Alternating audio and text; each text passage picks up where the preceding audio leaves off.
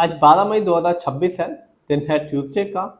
यदि आप भी मेरी तरह लॉन्ग टर्म इन्वेस्टर हैं तो आज मैं एक ऐसे शेयर के बारे में आपको बताने वाला हूँ जो खास तौर पर लॉन्ग टर्म में अपने शेयर होल्डर्स को एक अच्छा बेनिफिट यानी कि रिटर्न दे रहा है। साथ ही साथ ये कंपनी हर साल अपने शेयर होल्डर्स को एक अच्छा डिविडेंड भी दे रही है।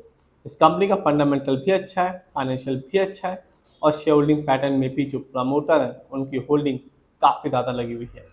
ये वीडियो सिर्फ एजुकेशनल पर्पज है, ना मैं कोई भी स्टॉक खरीदने की सलाह देता हूँ और ना ही बेचने की। तो बात आज garden search ship builder and engineer के बारे में करने वाला हूँ। ये कंपनी एक डिफेंस सेक्टर की कंपनी है और कंपनी वॉर शिप्स बनाती है, वेसल्स को बनाती है, शिप्स को बनाती है फॉर इंडियन नेवी और इंडियन कोस्ट गार्ड के लिए। आज की बात करूँ तो आज इस कंपनी का शेयर प्राइस है 2810 रुपीज़ 20 पैसे का और आज इस कंपनी के शेयर में गिरावट देखने को मिली जो कि रही 4.47% की। लेकिन मैं हमेशा कहता हूँ कि आप लॉन्ग टर्म देखें रिटर्न किसी भी कंपनी के, चाहे वो स्मॉल कैप की हो, मिड कैप की हो, लार्ज कैप की, तभी किसी भी कंपनी में अपना पैसा लगाएं। बात करूँ इस कंपनी की यानी कि garden search ship builder and engineer की, तो एक साल में इस कंपनी ने जब मार्केट डाउन था बिल्कुल भी निराश नहीं किया। इस कंपनी ने 52.35% का निकाल के दिया सिर्फ एक साल में। सबसे अच्छी बात यह है कि मार्केट डाउन था, इसके बावजूद कंपनी ने इतना अच्छा रिटर्न निकाल के दिया, 52% का रिटर्न निकाल के दिया इस कंपनी ने। लेकिन 5 साल में इस कंपनी ने अपने शेयर होल्डर्स को कह सकते हैं कि माला माल कर दिया। इस कंपनी ने 5 साल में अपने शेयर होल्डर्स को 1461% का रिटर्न निकाल के दिया।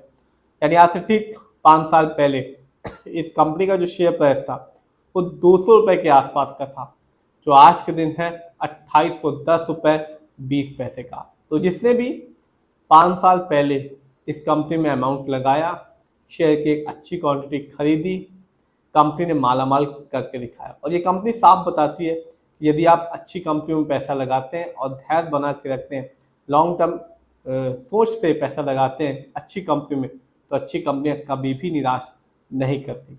ये तो बात है रिटर्न की। जानते हैं इस कंपनी के स्टॉक के परफॉर्मेंस को। तो एक साल में इस कंपनी का जो हाईएस्ट शेयर प्राइस गया वो था 3538 रुपीज़ 40 पैसे का, जबकि एक साल में इस कंपनी का लोएस्ट शेयर प्राइस आया 1793 रुपीज़ का। और अच्छी बात ये भी है कंपनी की, कंपनी नए नए जो कॉन्ट्रैक्ट्स होते हैं, जो ऑर्डर्स होते हैं, उनको भी जीत रही है। जानते हैं इस कंपनी के इवेंट को। तो इसी साल 3 फरवरी 2026 को इस कंपनी ने अपने शेयर होल्डर्स को डिविडेंड दिया, हर एक शेयर के बदले में 7 रुपये 15 पैसे का। तो मान लीजिए इसके पास भी इस कंपनी के 1 लाख शेयर होंगे, उसे 7 लाख रुपए से भी ज़्यादा का अमाउंट मिला होगा। जानते हैं इस कंपनी के फंडामेंटल्स को। तो जो कंपनी का मार्केट कैप है वो है 33,709 करोड़ का। ये कंपनी लार्ज कैप की है क्योंकि मार्केट कैप 20,000 करोड़ के ऊपर का है।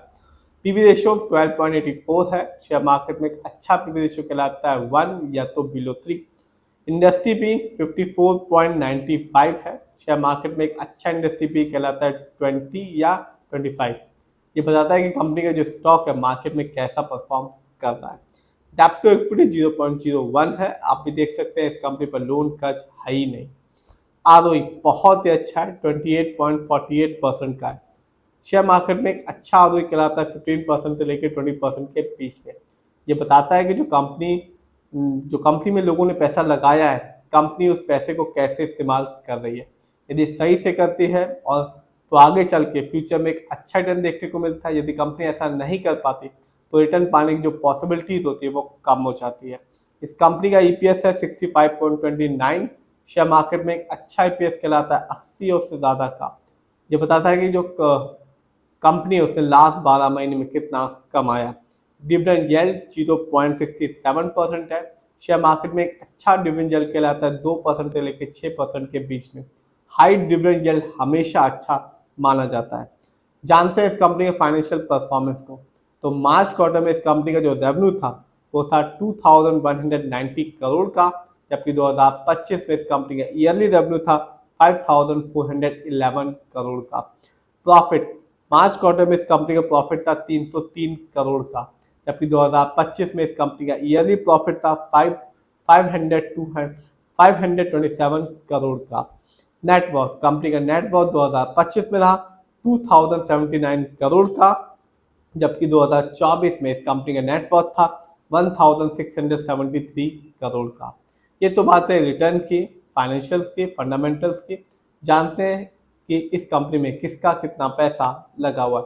जैसा कि मैंने पहले आपको बताया था, प्रमोटर की होल्डिंग सबसे ज़्यादा है। प्रमोटर की होल्डिंग इस कंपनी में 74.50% की, जबकि रिटेलर्स यानी कि हम लोग का पैसा इस कंपनी में लगा हुआ है 20.31% का। FII यानी कि विदेशी निवेशक जिनका पैसा इस कंपनी में लगा हुआ है 3.51% का। म्यूचुअल फंड जिनका पैसा इस कंपनी में लगा हुआ है 1.50% का। DII जिनका पैसा इस कंपनी में लगा हुआ है 0.19% का।